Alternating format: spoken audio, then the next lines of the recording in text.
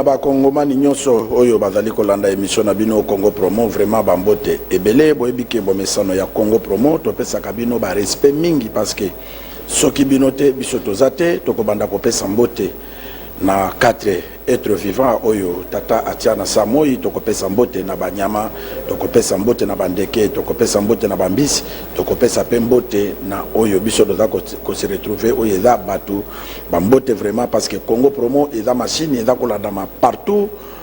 na tous les 4 êtres vivants nazala kanga mon côté lelo bokamwe Congo Promo mois de mars babandi na nkomo kivet parce que te dédié pe moi oyo eza mois de la femme mbote pe na ba mama nyonso ya tous les 4 êtres vivants parce que bangonde babota kabiso mbote na bango mbote pe na ndeko Michel Wangi ndeko Michel Boni mbote nkumu kivet mois de la femme et bandi mois de mars to pesi ba mama nyonso ya RDC ba mama sa mukili mbote to dédié bango mois oyo eza mois ya réflexion eza la mois ya ko yeba par appeler biso rôle na bangonde bazo contribuer pour na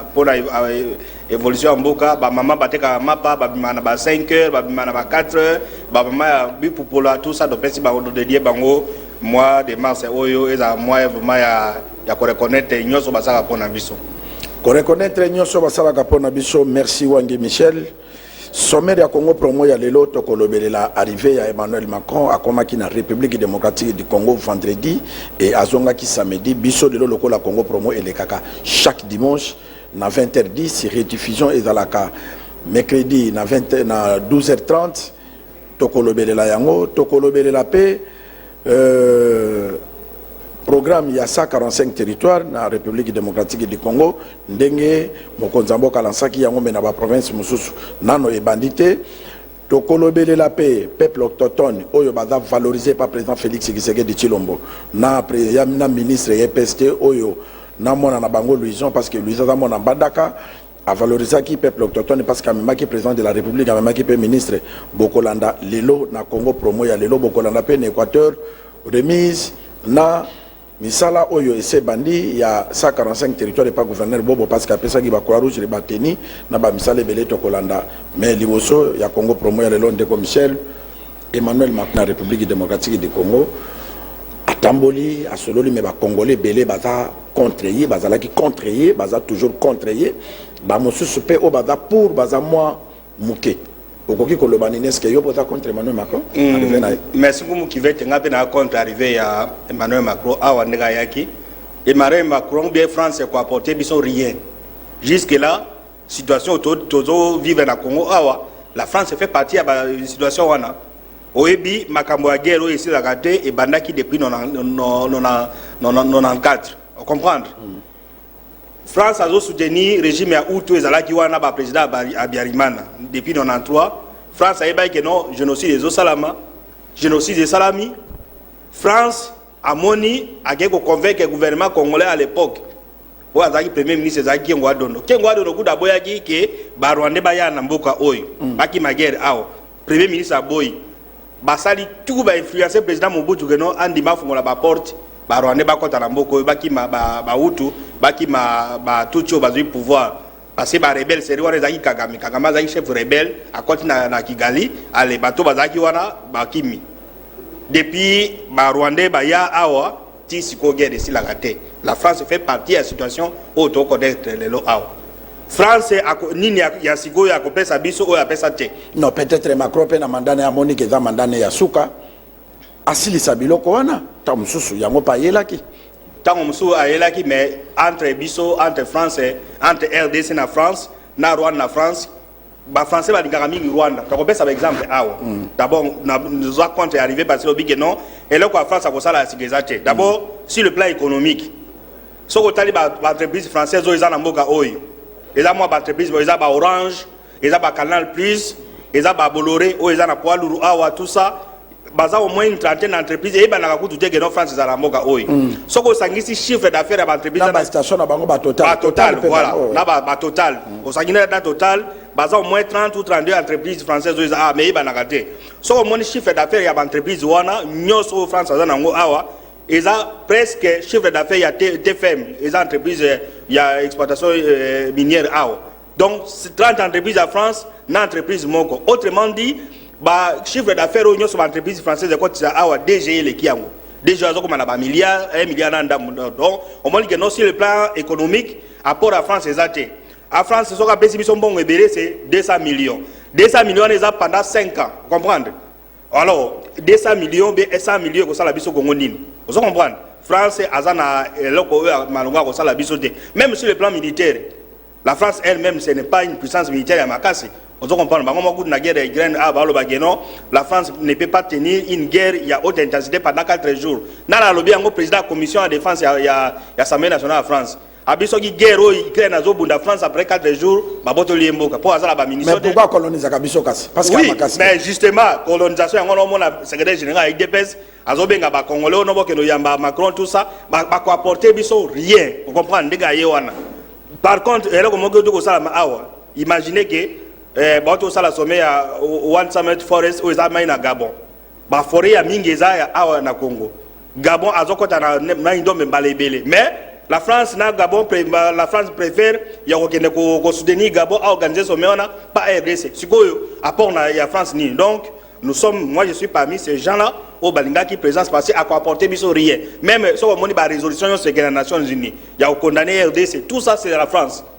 Ba Belgique, ba les Kakassima France, France à l'écart. Donc jusque là, France a ça la rien et pas d'abus. Imaginez exemple pour le bail que non avec aussi. Nous sommes le premier grand pays francophone dans le monde. 100 millions, tu le dis même France, Bakolo français. Mais, c'est que des généraux francophones, la France préfère appeler ça Rwanda, qui n'est plus un pays francophone, et comme un pays francophile, et comme un membre comme Rwanda. Mais, de commissaire Nakatua Malobate, est-ce qu'ils ont l'acheté? Il y a bien des Congolais, parce que voilà la position, Congolais posent à la l'aise, il faut à mon français, le col à Danzambi. On m'a dit, de commissaire, même dans le quartier, tu as vendu. Ceux qui ont commis pessi valeur, Moutoumoussa ko peso valeur tout bien voisin peso valeur té ezate légèreté ya ba congolais complexe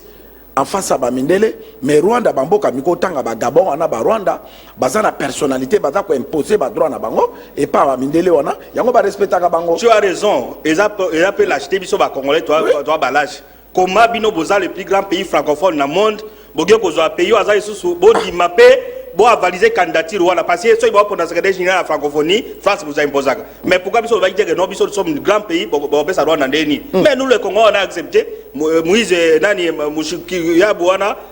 Rose voilà qui ministre affaires étrangères ya nani a commis président a commis secrétaire général ya OIF mais biso awa Congo eloko moko te deux na repère exemple mususu bad bazoluka président ya bad Banque africaine de développement babi isa Afrique centrale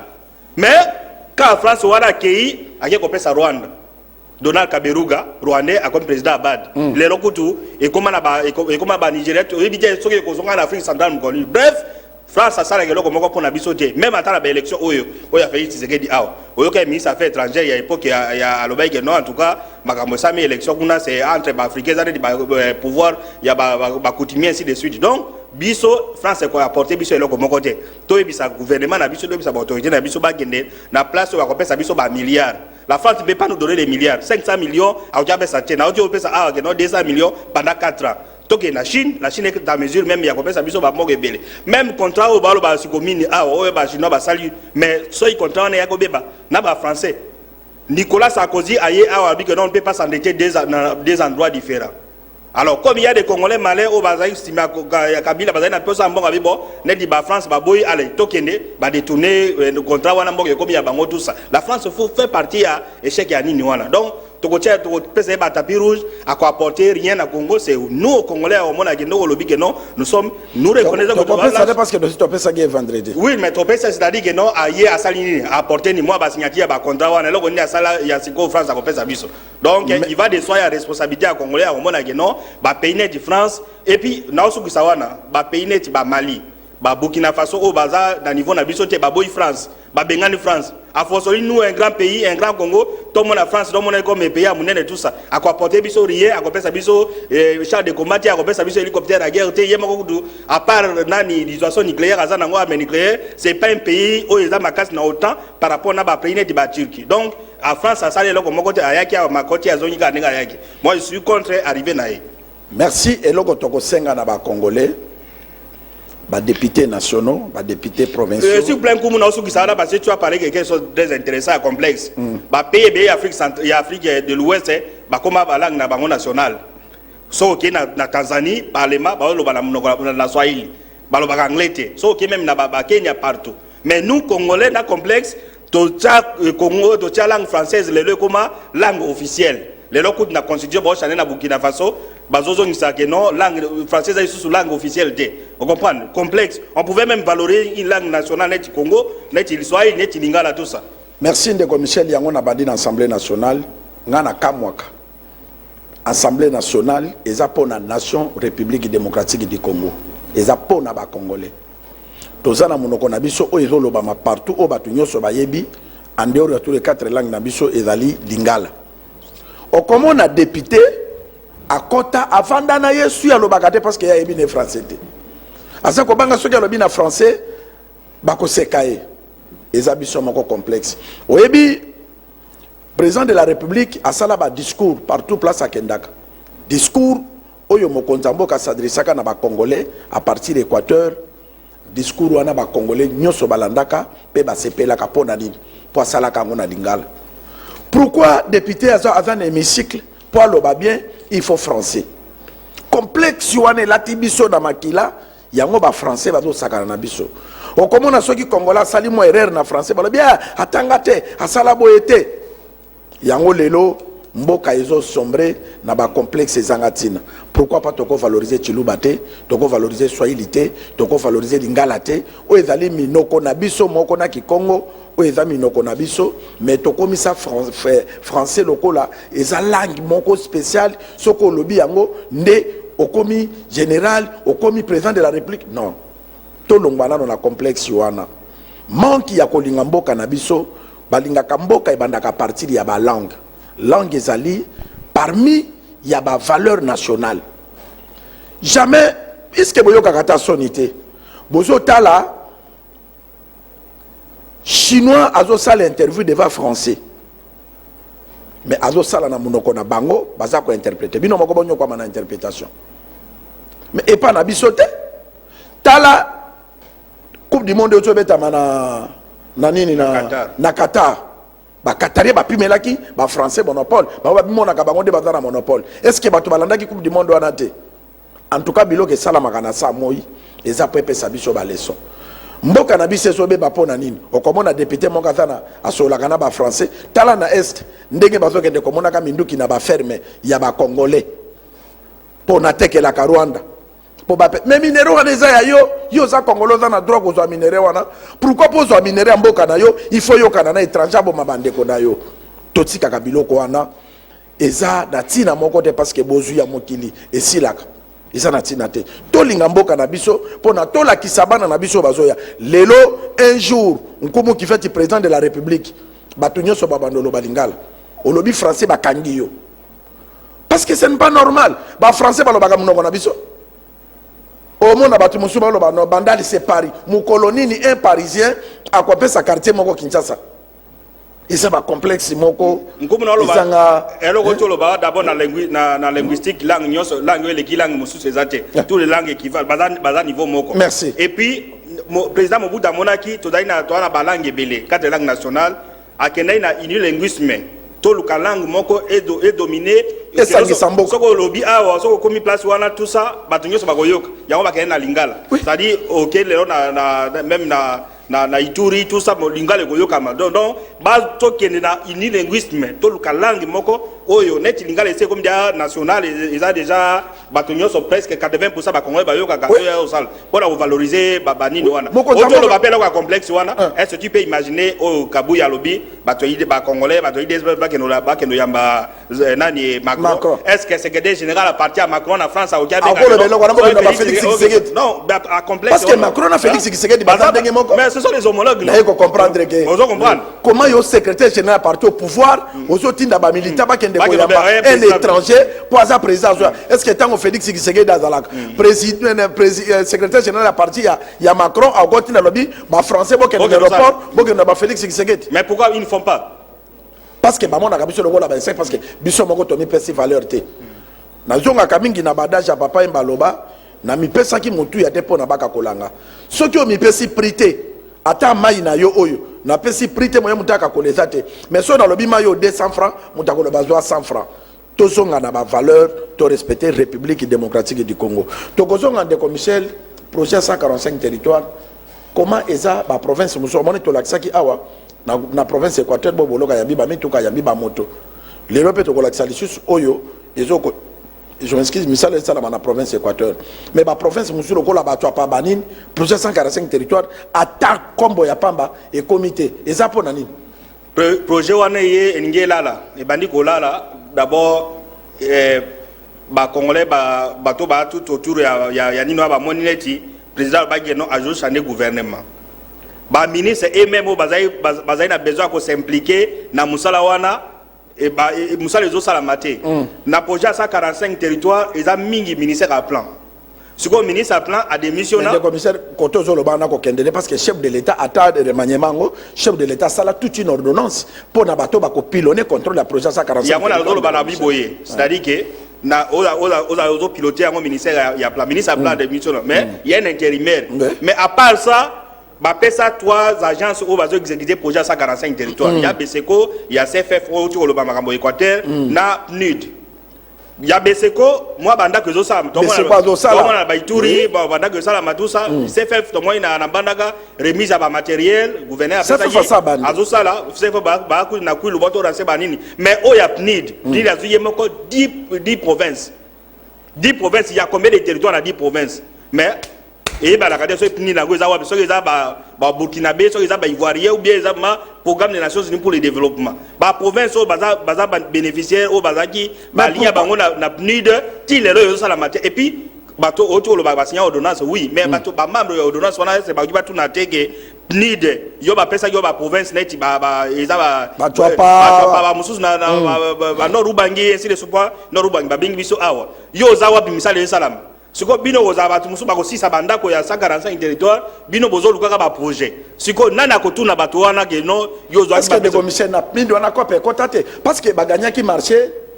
batu misatu baninga mi balé babandi mais wana zo sala te pe ata déclaration monge zo sala non mais les Congolais sont habitués en même temps ba province wana ezo lala les Congolais sont les Congolais sont habitués à ce genre de choses soko moni mutaye ko un projet boyé non seulement goya ko sala mais il a un intérêt dedans mais soko moni ke et suivi exacté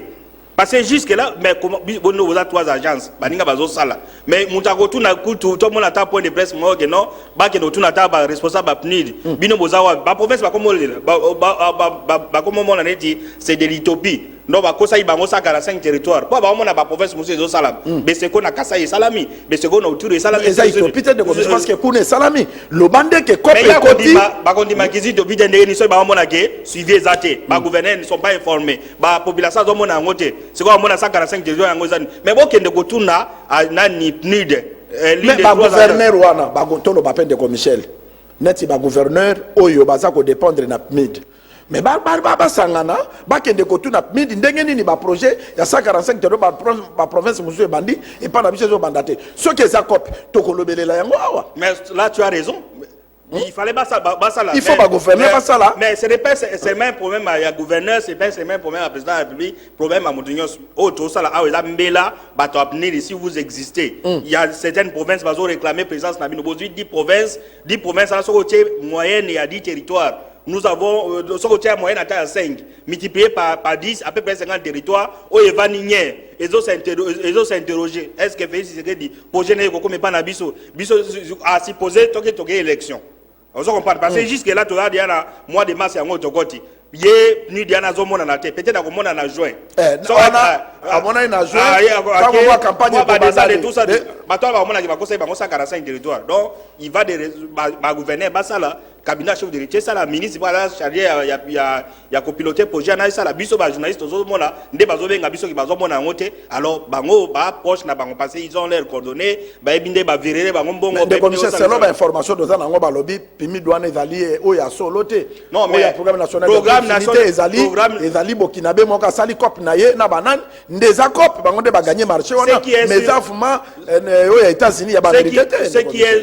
est sur programme des Nations Unies pour le développement eza structure à Nations Unies azwaka mbongo ya financement à Nations Unies Oui. état afinançaka ye te comprendre wana Ndenge toyebi. oluki PNID alors PNID oyo l'état afinancé ye mais oza wapi a supposé que ezala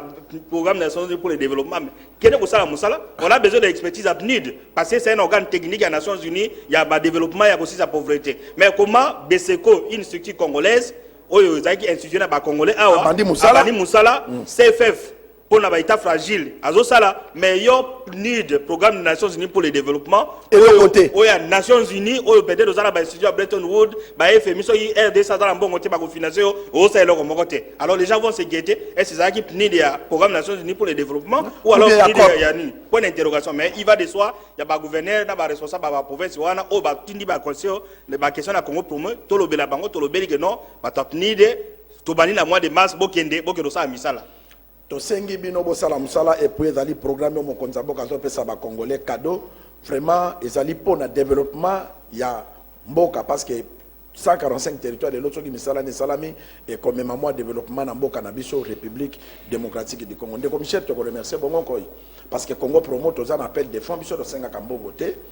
tozo senga ba matériel en musala to na besoin ba caméra to na besoin avant to koma to na besoin d'abord ya ba matériel et bongo ko gouverneur atwa pa abanda ki apesi biso caméra j'espère moi na Patrick azako enregistré est-ce que eza esengote pour na avancement ya Congo promo voilà to pesa remerciement na gouverneur atwa pa gouverneur bongo par grâce apesi Congo promo matériel ba caméra ngwana trépied na ba nini ba outil to kita aider musala kende liboso parce que o do ça la sensibilisation oyo à supposer les lots parce que tu as pas fait partie à ma province où va bénéficier dans la 145 territoires peut-être na énergie à Congo promo de lobby bah tu as pris les bakoyoka donc contribution donc tu remercier gouverneur il y a tu as pas bah tu as besoin de soutien à Batonio pour que non musala we kene biso do sala une émission de proximité où ils ont des points de la question yo moni même na ba émission ils ont la télévision mutalo bia makama 45 territoires ay biso ke na ubangi na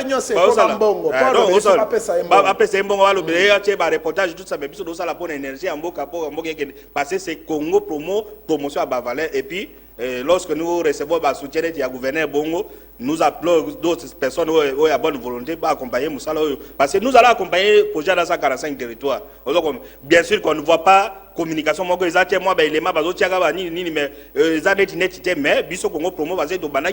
nous allons continuer et puis nous remercions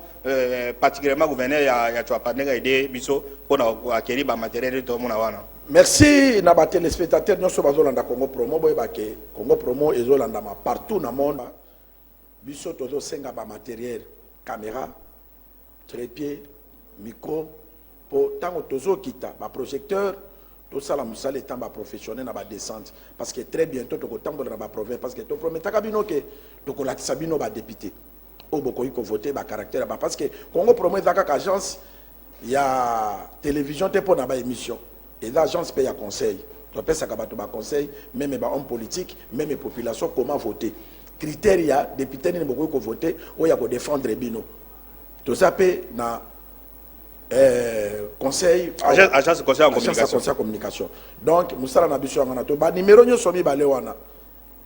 Vodacom, ce qu'on bénit dans Vodacom, on de Michel, on bénit dans Orange, on comme qui fait. Ils appellent na M-Pesa, ils appellent Orange Man. C'est-à-dire bateau va atteindre bisoke pour na pesa biso caméra na mabo côté. Mais on pesa biso mbongo to ko somba to la kiso pe na TV, ndenge bongo koi apesa ki yango wana bomoni yango. Oh to sala oyo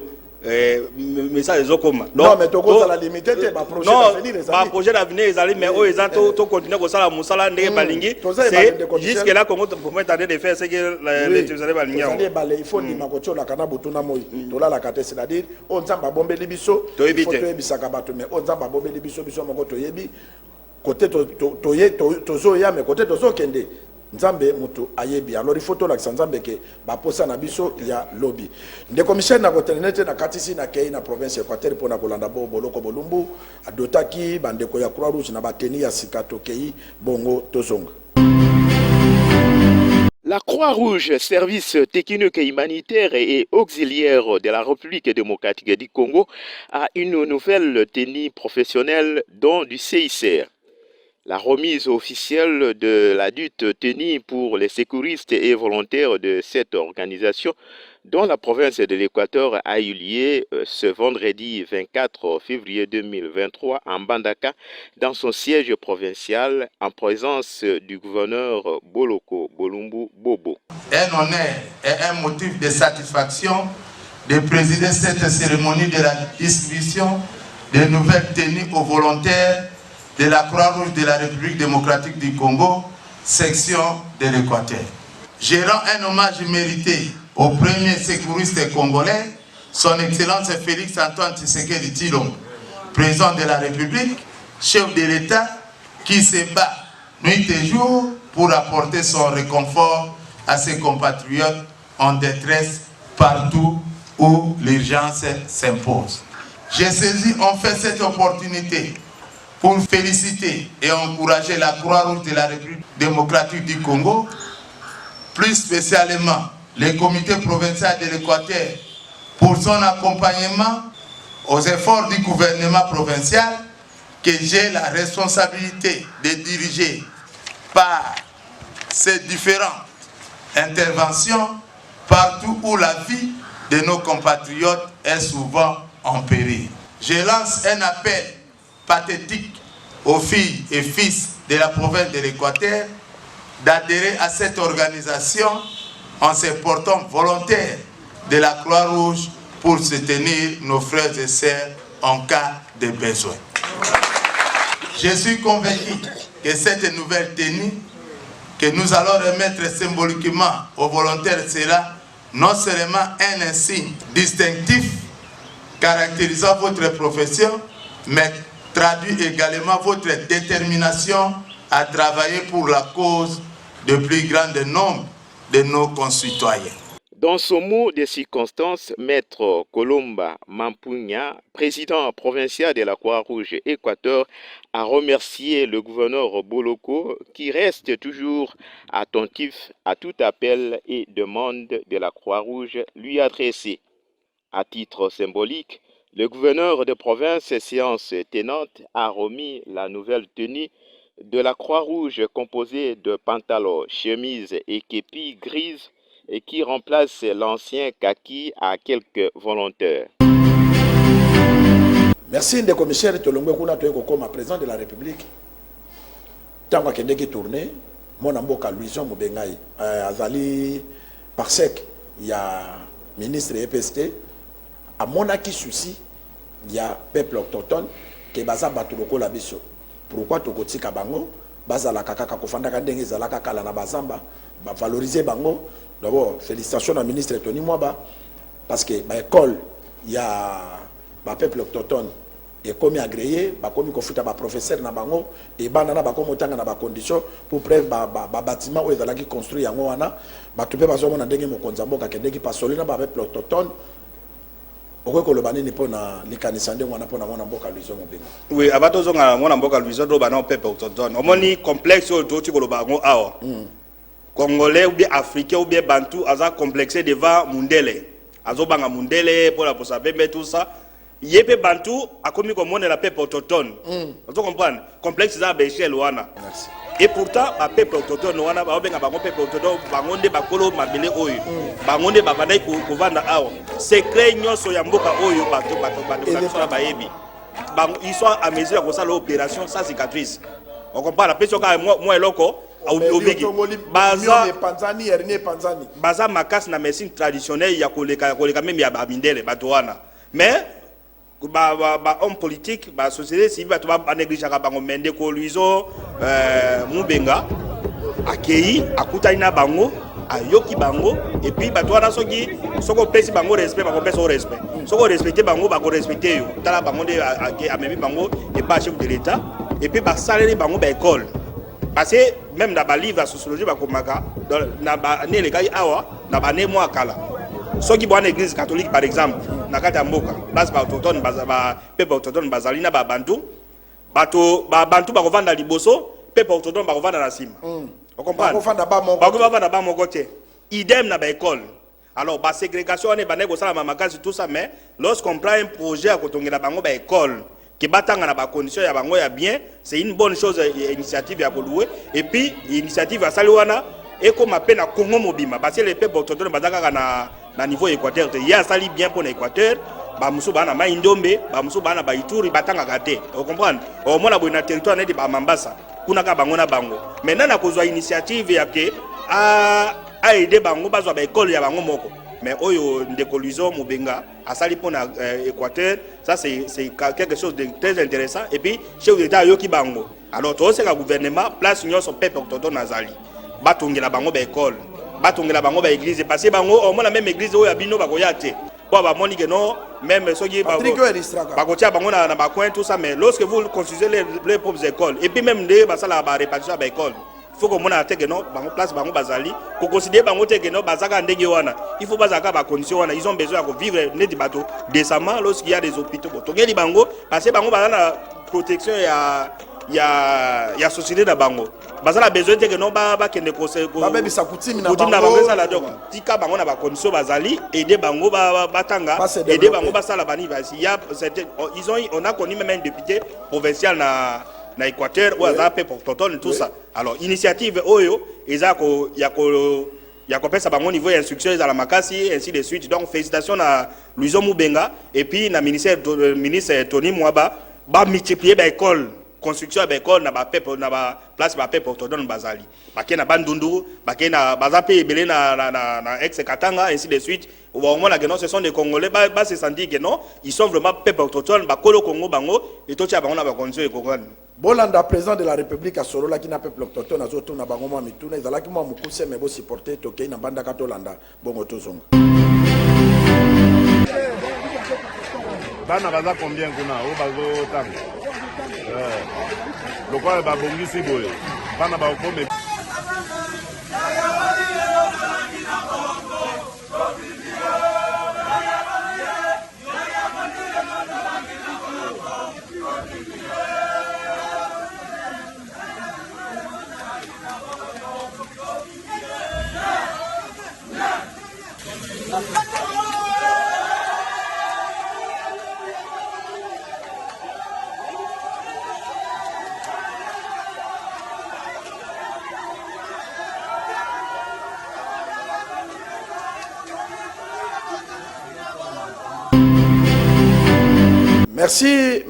Merci Bolandi bomoni ke tozo solo la lokutate tozo solo la ya solo et puis ozomona président azo na bamona esengwa avec beaucoup de gentillesse tout ça bino moko bomoni et puis ndeko Michel oyebi mbandaka ezala nango Équateur ezala nango bomoni te keza mbala liboso jeune azo initiative ya ko valoriser peuple autochtone atonga ba école moderne bozo mona wana ba bâtiment solo bozo mona te ke ndeko Luizo azana mutema vraiment ya kosunga mais balobaka aux âmes bien nées attends pour le nombre des années donc Luizo aza les âmes bien nées à mon population naé abike non il ne peut pas réfléchir que bato baleke belé il y avait des gouverneurs il y avait des députés mutumoka s'occuper na peuple autochtone non yé aza âme bien née a aidé peuple autochtone yako bakisela bango en plus et c'est bato a féliciter et yango tolobi que non projet bandé par Luizo wana et s'étendre à travers la République et s'étendre parce que bato mosusu ba komi ko combattre Luizo avant bokolandele ma président Luizo moko Luizo a solo la qui pena peuple autochtone bokolanda tokotia yango mende ko Michel ba politicien kaka Équateur ba komi ko kende ko luka ko diviser peuple autochtone o yazo sala bongo pona bokoma boye yazo sala boye pona bokoma boye kaka ba équatorien mais kala wana peuple autochtone on efanda ki wana bino bozala ki pona bo développer bango est-ce que bango baza ba nyama pona ba comprendre que oh mutu oyo aso ya pa ko sabiso parce que ba mandat ebele zalaka bazalaka pe ba ministre basalaka pe boy pourquoi bayaka epa na biso de banda ko ya basuka na banda ka ba panzi mbongo basali boy mais Luizo azana ye na bosuité mazana esprit à créativité ayebisi ministre na yeke ba peuple autochtone baza bande ko na biso ministre pe na vision politique azana ngo ya fati alobi non to développer bato wana batongi ba école président de la république pa ye amemi alobi mokonza mboke famo na peuple na parce que ba votaka yo pe ba ko voter pe lisusu na 2023 akepa kuta ina bango pe mutu mususu aya aluka akabola bango ndeko Michel osomona teke ennemi ya congolais zaka congolais mais ils oublient so on a ba livre à sociologie anthropologie peuple autochtone là différent na bantu parce que ce sont des gens balobaka bosembo soka aponi moto achandaka te. Ok. Et quand tu vas constater soki okende na bavile bamboka bazali, les gens préfèrent kozwa peuple autochtone na surveiller magasin que police. Parce que nous avons constaté na banini bano. Vous comprenez? Avant di wana ba flèche na et tout ça. Soka si aponi moto asi aponi. Oko diviser bango ba diviser bango te. Si vous voulez faire la politique à diviser kenen na ba bantu, ils sont capables de kozwa polo à 1000 francs na polo na banini mais pas peuple autochtone ba moni. D'abord bango ba fanda ensemble. Ba moni moto à valoriser bango, je crois que division na yo eko apporter rien et puis on constate que on voit que Luizo Mubenga Mutasali que non peuple autochtone a valorisé depuis des années au ba mona gaine tu babenga mocho mais azande mukolo mabele. Merci to la leader de la jeunesse ya Équateur bango balobi ba pona Luizo Mubenga parce que yende azala ana bango avanda kana bango même ba école atanga te a développer yango. C'est un gars il faut qu'on félicite parce que azal l'issue ya Tony Mwaba l'issue ya Félix Tshisekedi pour na 2023 dans la province Équateur to la ndenga sola gina peuple autochtone comme ça tozo.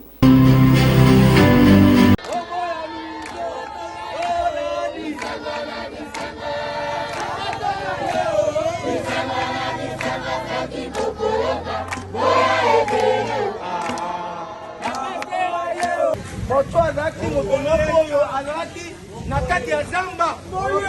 topesi yo moka olandi osalaki demande oyo la ministre po asigner arrêté na biso baekole oyo mosu etikali oyebi yango ekota na kati ya arrêté ale biso nyonso tu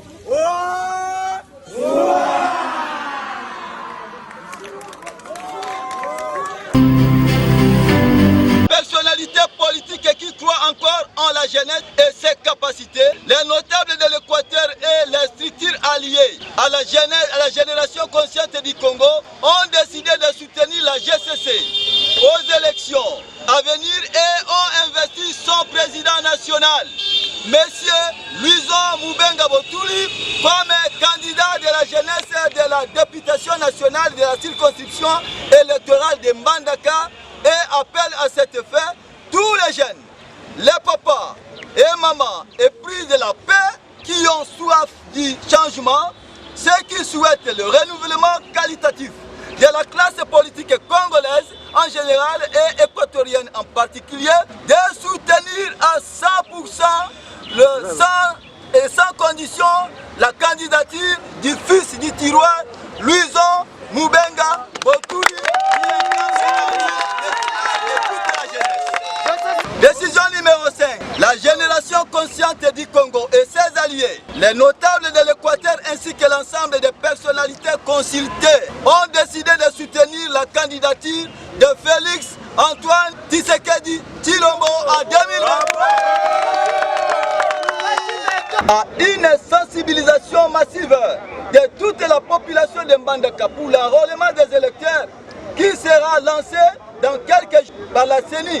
qui est du reste le seul moyen qui nous permettra de soutenir notre choix ici fait aux urnes et augmenter le nombre de sièges pour l'intérêt de notre circonscription électorale. Merci Bolandi Ndeko Luizo, vraiment félicitations. Mi pepeyak, mais mi pepenyo c'est quoi ça quand c'était. Yeba que continuer qu'on fasse dans yo wana parce que mutu moko ko bouger yo azate. De commissaire tokati si toza kotambola semaine passée to la kisaki événement oyo elekaki na makanza mezalaki manipulation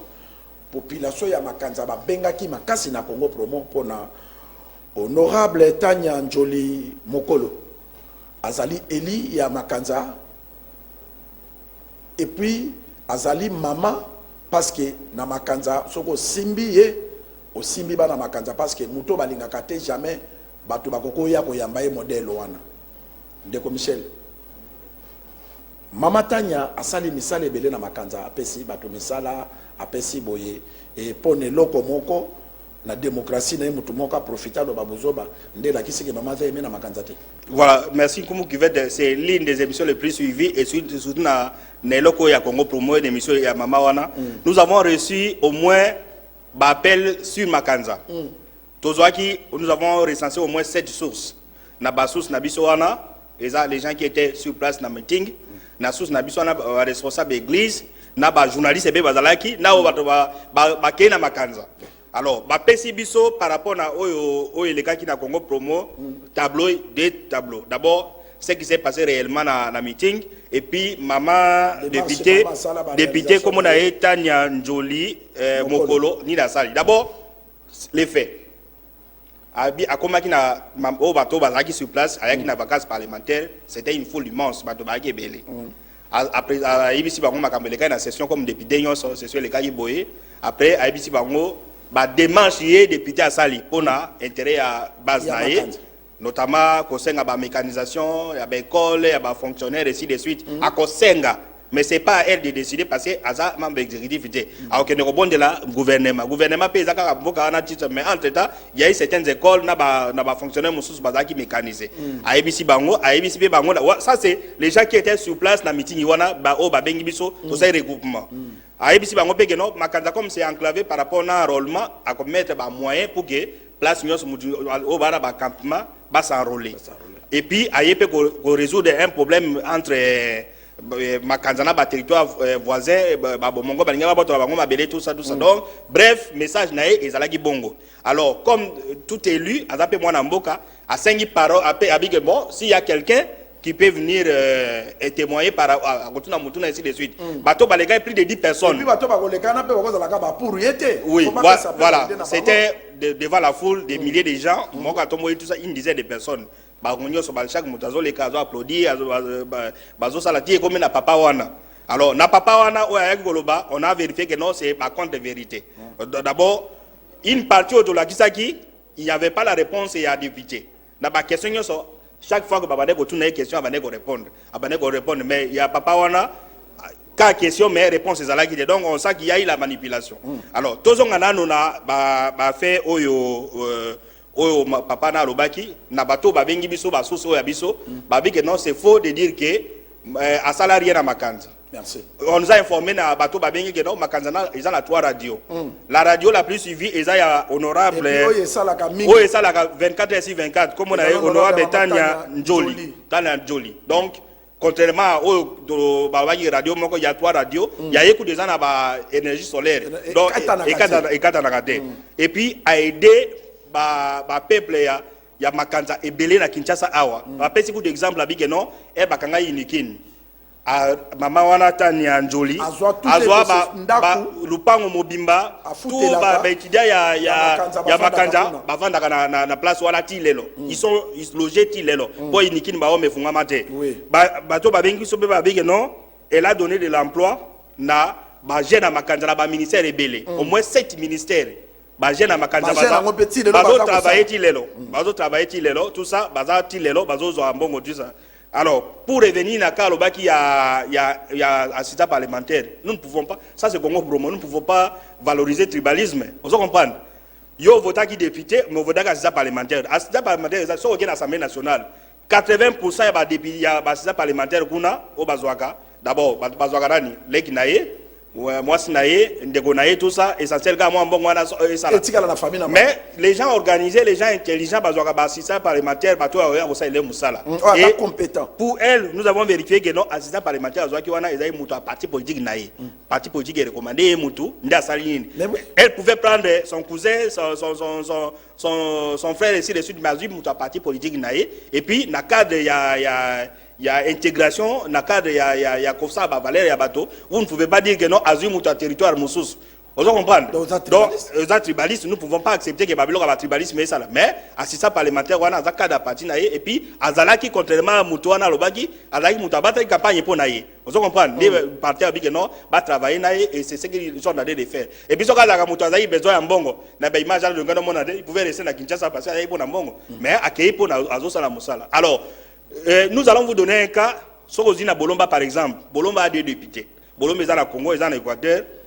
Et il y a un député qui s'appelle Matumona. Comment Matumona est à Bolomba? Comment Matumona est à Congo? Il y a Congo central. Mais Moutou a député, a eu petit né à Congo central, Bazakana et à Tché Sipléa. Vous comprenez? ya komi akei na makambo na ya santé oyo akoma kuna za mutu ya Congo central akoma député à Bolomba défendre l'intérêt à Bolomba. C'est ça. Entre celui-là qui défend nani entre un député ya territoire originaire territoire musu na assistant est-ce qu'il y a comme une mesure? Non. Biloko à tribalisme donc on a compris que non c'était une manipulation en réalité. Bon détail mon compte de Michel papa moko aza notable ya makanza abengi biso alobi nkumu yebisa ba congolais opinion nyos que biso 2023 c'est Mama Tanya parce que mama wana za na komiki tisa bana na biso na Kinshasa tozanga kike tokotia bango wapi tango babengani betida na inikin mais mama na zeli bana na biso bandako o ezali ati biso a député. Mais c'est ce que je viens de dire non. C'est ce que je pour dire que parce que biso tango message wana yaki tolobai que ba député bana de or que mama zali exemple à suivre azali vraiment maman et puis papa wana sengi que maman na mois de la femme oya ko fêter na bandeko na yo na makanza il faut que comme c'est la mosoka ko landa biso mais ce que nous avons fait au moins dans l'électorat babiboy les élections sont organisées devant les témoins et observateurs des partis politiques les témoins et les observateurs mais l'absence de témoins ou observateurs n'inclut pas la valeur des élections vous comprenez ça signifie quoi lorsqu'une source nous arrive après biso source boy que non information est aboyée tu peux vérifier tu peux source soit une source est exatée diffuser parce qu'on n'a pas eu source contraire. Diffuser, mais après vérification, n'a pas source, tout ce qui a été dit par rapport à l'honorable Tanya Njoli, c'était faux et archi faux. Azo défendre l'intérêt à territoire naé, après ces jeunes, ils sont aujourd'hui payés dans Kinshasa, à mécaniser l'école, à saliper Magambo Ebele, à saliper radio, contrairement à autres, les gars qui non, il y a qu'une seule radio, l'écoute des heures mettre 24 sur 24, et puis Babi que non. Bazo soutenir na ba élection parce que ayaki ko de voir jeune dame na âge naé a gagné l'élection et puis à l'avenir puis contrairement au Mutuana Lobaki balobi parce qu'on est en train de paraphraser les gens qui nous ont appelé abi bato bazaki on a basé presque 27 000 personnes na o baki na 27 000 ou 28 000 personnes Mutuana opinion Mutuana ils ont représenté alors ils ont demandé nous avons vérifié à partir de la source et nous honnêtement Congo Pomo on devait prendre des positions puis ce qui a été réaction à des téléspectateurs réaction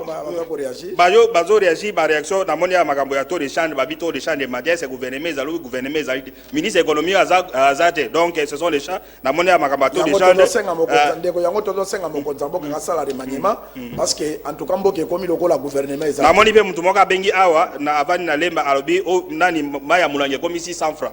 Donc, Maya Moulange comme 600 francs. Ils ont m'attendé ni donc on dit pas na barumbu jio dalaki 5 comme 700 francs. Donc ndeko ko cité yango tozo senga ke mokonza mboka atia asala remaniement parce que à partir de la remaniement nde makambo ekotambola bien ndeko Michel et Michel komi na suka on remercier bato balandaka Congo promo Ernios basé belé o senga pe Mama Tanya soki tokoki kokutana na ye pona tosala tozwa ba preuve ya makanza ba image ya descente na ye to l'exa parce que bato pe basangi ke Mama Tanya za na ba image ya bien soki to luki akopesa biso non ba o to lobi ya Mama Tanya awa après vérification on s'est rendu compte que ezaki makambo ya lokuta tout ça donc so akendeki soki makambo to loba awa akoya kwa soki ko image zo ko appuyer bah oh tolobi ah ça serait une bonne chose dans Congo pour moi to kolobela yango to ça peut entourage nani cabinet chef de l'état bah ça la suivi à projet 145 territoire bah luka bato apnid bah province bazolela misale goye pas la biso bien et goya te ou bien ba ça yibiso pour le reste en tout cas nous félicitons nous remercions tous ces gens qui nous suivent à tout moment bah ça est des milliers bah que non tout tikala ka ndé doza boye et c'est ce que nous sommes en train de faire. Merci ndeko Michel Lwangi Congo promo ezali ebale etambola kabutu tout comme Penamoi. Na personne honorable Mama Tanya, bah merci, na ba courage parce que vous allez député. Et puis maman wana na cadre moi de la femme il faut qu'on félicite quand même moi c'est abimi député. Na Assemblée nationale ba so moins de 50 hein. So que ça que to yamba yo awe ko zala bien mais to na besoin ya ko yamba ote ba image na yo ko justifier présence na yo opesa biso yango parce que to lexa parce que bana ya makanza ba bengi makasi na ko pesa mbote émission lelo ko dédié kaka na ba mama nyoso. Ba mama nyonso ya République démocratique du Congo et ya monde entier pour na mwana bino et na pesi mbote na Michel Lwangi na Nkomo Kivet bye.